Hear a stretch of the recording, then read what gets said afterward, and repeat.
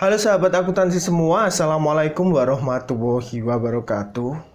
Ada suatu pertanyaan ketika kita mulai memegang laporan keuangan. Kita menjadi akuntan pemula atau mungkin kita sedang melakukan studi yaitu kuliah di bidang akuntansi ataupun kita sedang belajar di sekolah SMK jurusan akuntansi. Ada beberapa hal yang perlu kita telusuri bahwa di dalam akuntansi itu ada sebuah transaksi. Yang transaksi ini nanti alurnya akan menuju kepada laporan keuangan. Oke, saya tunjukkan bagiannya seperti ini. Di dalam transaksi perusahaan, kita yang pertama kali lihat adalah transaksi, teman-teman. Setelah itu, kita masuk ke dalam pencatatan atau yang biasa disebut dengan jurnal. Terus kemudian kita masuk ke dalam pembuatan buku besar. Atau dalam hal ini adalah penggolongan dari akun-akun. Terus yang kemudian kita melakukan pengiktisaran neraca saldo. Kemudian melakukan laporan keuangan. Kalian semua bisa melihat di dalam alur ini itu sebenarnya sangat jelas dan sangat rinci. Tapi bagi sebagian orang yang masih awam di bidang akuntansi ini akan sangat membingungkan dan sangat sulit. Karena di dalam transaksi sendiri kita harus membedakan mana sih transaksi yang berkaitan dengan penjualan, mana sih transaksi yang berkaitan dengan pembelian, mana sih transaksi yang berkaitan dengan internal perusahaan itu sendiri. Jadi ini cukup membingungkan bagi orang yang awam. Belum lagi nanti ketika kita mencatat atau melakukan penjurnalan, kita harus mengetahui tentang debit dan kredit. Kita harus mengetahui tentang nama akun dan lain sebagainya. Nanti kemudian penggolongan ke dalam buku besar. Nanti kemudian melakukan neraca saldo, kemudian membuat laporan keuangan. Ini cukup membingungkan bagi orang yang baru mengenal akuntansi. Tapi jangan khawatir. Kalian jika mengikuti video di Akuntansi Indonesia ini, kita akan merangkai step by step. Di setiap video kita coba membedah satu persatu. Bahkan kalian yang masih awam pun akan mengetahui alur transaksi suatu keuangan perusahaan, baik yang sederhana ataupun mungkin akan berkaitan dengan perusahaan yang semakin besar. Kita coba mengulas sedemikian rupa agar mudah dimengerti dan mudah untuk dijelaskan secara rinci. Oke, yang pertama kita masuk ke dalam transaksi. Apa sih transaksi itu? Kita bisa menyimpulkan setelah kita mengenali tentang perusahaan jasa, dagang, atau manufaktur, kita mengenali jenis transaksi yang terjadi pada perusahaan, terus kita mengenali bagian yang melakukan transaksi, kita lalu bisa mengambil informasi secara umum, yaitu transaksi yang sering terjadi di dalam perusahaan meliputi kas masuk. Kas masuk ini mungkin sepele teman-teman, tapi hampir semua perusahaan itu memperoleh dana, baik itu dari modal, dari penjualan, dari hibah, dari hutang, dan lain sebagainya. Ini bisa masuk ke dalam kas. Setelah kita mengetahui tentang kas masuk, yang ini berkaitan dengan bukti yang dibuat untuk penerimaan uang, kita masuk lagi ke dalam kas keluar. Kas keluar ini apa? Kas keluar adalah bukti yang dibuat untuk mengeluarkan uang. Apa yang kalian ketahui tentang pengeluaran uang di dalam perusahaan? Ya, kalian bisa mengetahui tentang pengeluaran uang yang berkaitan dengan pembelian. Jika teman-teman membeli mesin misalnya, ini termasuk mengeluarkan uang. Jika teman-teman membeli alat tulis, termasuk mengeluarkan uang. Itu transaksinya di luar perusahaan. Jika transaksinya di dalam perusahaan apa? Bisa berupa penggajian. Teman-teman digaji, itu adalah transaksi di dalam perusahaan. Nah, untuk bukti kas masuk dan kas keluar, saya rasa sudah jelas bagi teman-teman semua. Terus ada hal lain yang perlu teman-teman ketahui untuk mendetailkan tentang sebuah transaksi yang ada di perusahaan. Berikutnya adalah voucher.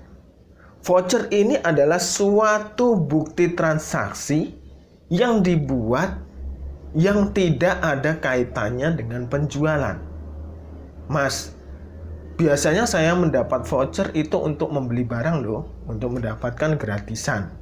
Itu bagi teman-teman yang sedang mendapatkan voucher untuk membeli suatu barang. Bahkan teman-teman mengetahui sendiri bahwa yang namanya voucher itu kan biasanya terkait dengan diskonan atau gratisan. Itu adalah voucher. Nah, perusahaan mengeluarkan voucher ini bisa ke dalam perusahaan sendiri atau keluar perusahaan.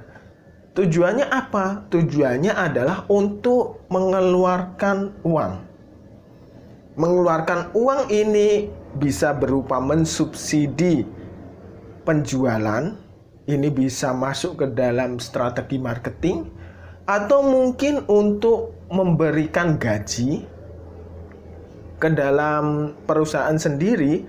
Gaji bisa dibuat dengan voucher, atau mungkin voucher ini bisa dibuat untuk membentuk kas kecil atau yang lainnya. Ini adalah suatu bentuk voucher. Terus yang berikutnya, kita masuk ke dalam faktur. Faktur ini bisa dari luar perusahaan atau bisa dari dalam perusahaan. Di mana faktur ini itu mengidentifikasikan, menjelaskan bahwa transaksi yang terjadi adalah transaksi penjualan atau pembelian yang tidak langsung dibayar secara kontan. Artinya apa? Transaksi ini berupa transaksi kredit. Kalau kita mengeluarkan faktur, berarti kita membuat piutang. Kalau kita menerima faktur, berarti kita melakukan hutang. Ini adalah faktur. Kenapa di dalam faktur itu dibuat rangkap? Ada yang rangkap 3, rangkap 5, dan lain sebagainya.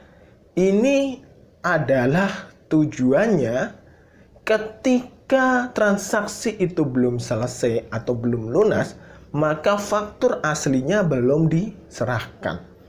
Biasanya misal terjadi penjualan dengan faktur yang dimiliki adalah 3. Ada putih, kuning, dan merah. Mungkin merah ini sebagai arsip. Dan kuning ini diberikan kepada pelanggan sebelum dia melunasi transaksinya. Teman-teman, ketika membeli barang, dikasih faktur yang bukan faktur putih, ini tandanya teman-teman transaksinya belum selesai atau belum lunas. Dan ini adalah suatu transaksi yang sudah dipahami secara umum. Terus setelah transaksi itu lunas, faktur itu diberikan faktur yang putih, nanti dilengkapi dengan kwitansi.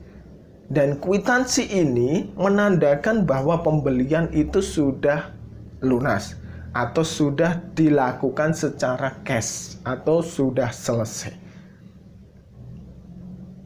Dapat dipahami ya teman-teman sampai dengan saat ini, kenapa kok ada faktur, kenapa kok ada transaksi yang dilakukan dengan kwitansi dan lain sebagainya. Itu alasannya adalah seperti itu.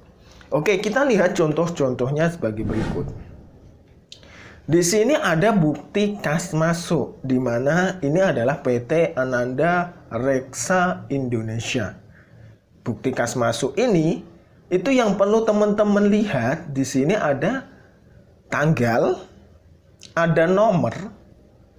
Yang tanggal dan nomor itu nanti digunakan di dalam pencatatan atau pembukuan. Jadi jangan lupa teman-teman setiap melakukan transaksi, kalau teman-teman jadi bendahara atau teman-teman jadi admin, teman-teman selalu mencatat tanggal. Walaupun ketika teman-teman membeli suatu barang itu tidak ada tanggalnya, tapi teman-teman catat tanggal di mana teman-teman mencatatnya, minimal seperti itu. Atau teman-teman mencatat tanggal berdasarkan pembelian teman-teman. Walaupun nanti di setiap perusahaan memiliki cara yang berbeda antara satu dengan yang lain. Ada yang pembukuannya ditunda dan lain sebagainya karena berbagai alasan. Itu nanti ada, teman-teman.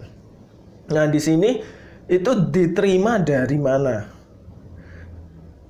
Bank BNI dengan jumlah sekian, keterangannya menerima sekian seperti itu. Biasanya nanti kas masuk ini, pembuatan bukti ini itu dibuat oleh perusahaan itu sendiri. Entah itu dibuat dengan warna merah misal, nanti kas keluarnya dibuat dengan warna kuning.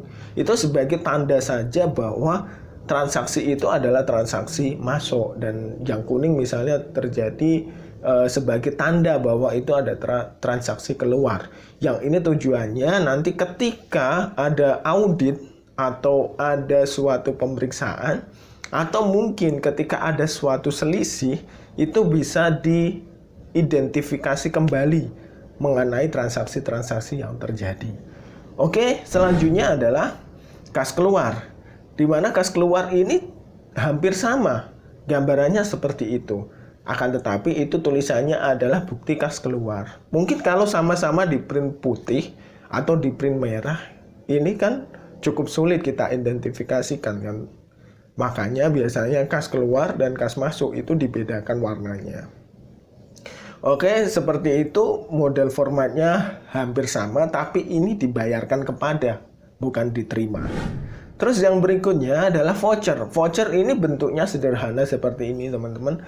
Bahwa itu di pojok ada tulisan voucher, terus ada tulisan PT apa, PT ABC misalnya, dibayarkan kepada siapa.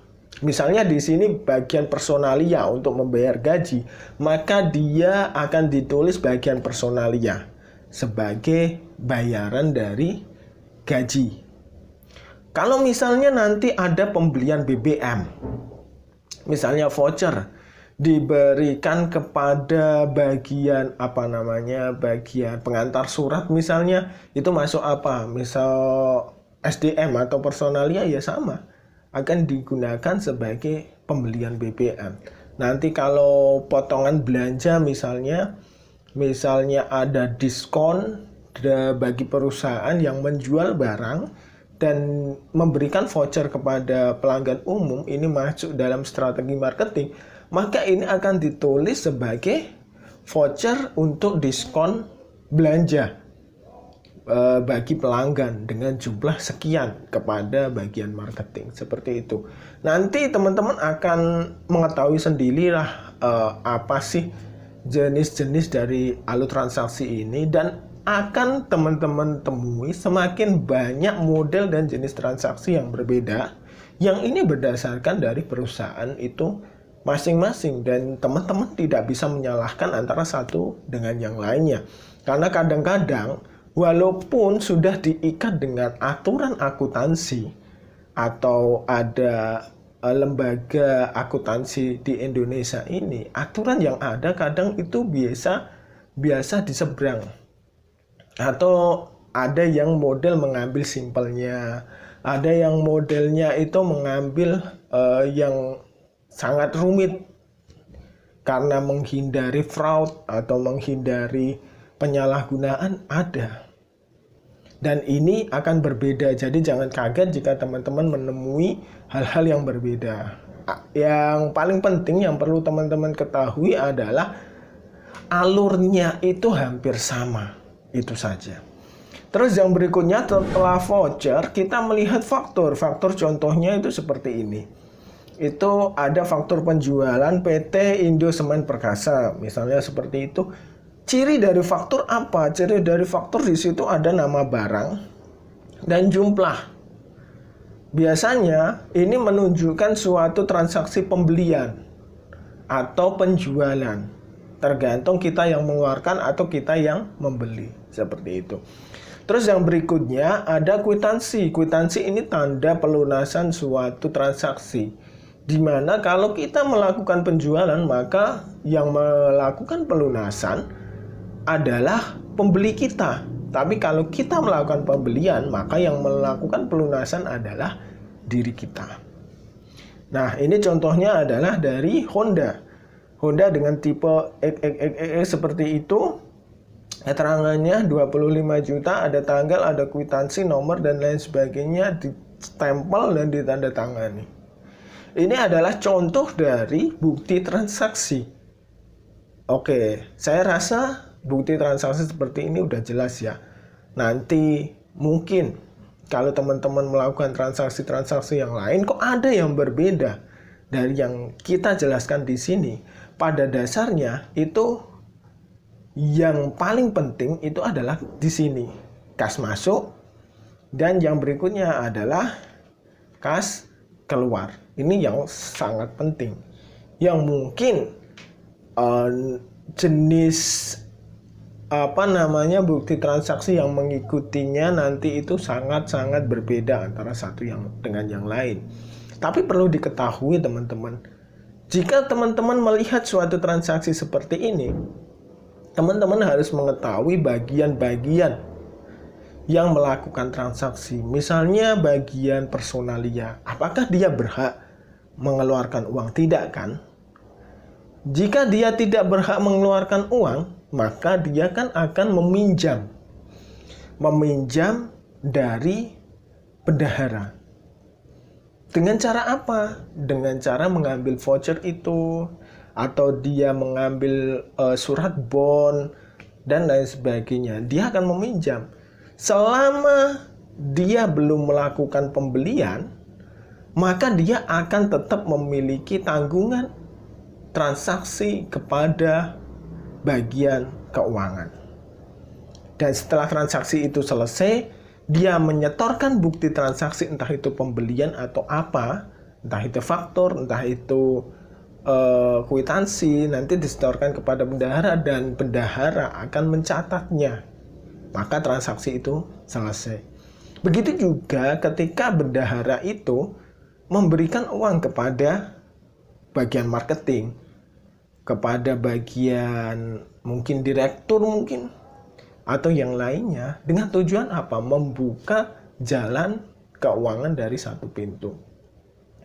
Jangan sampai ketika kasir memegang keuangan, dia yang melakukan transaksi sendiri. Jangan sampai seperti itu. Karena ini akan menimbulkan banyak celah yang nantinya akan dimanfaatkan oleh orang-orang yang tidak bertanggung jawab. Oke, seperti itu teman-teman. Sampai jumpa di video selanjutnya dan wassalamualaikum warahmatullahi wabarakatuh.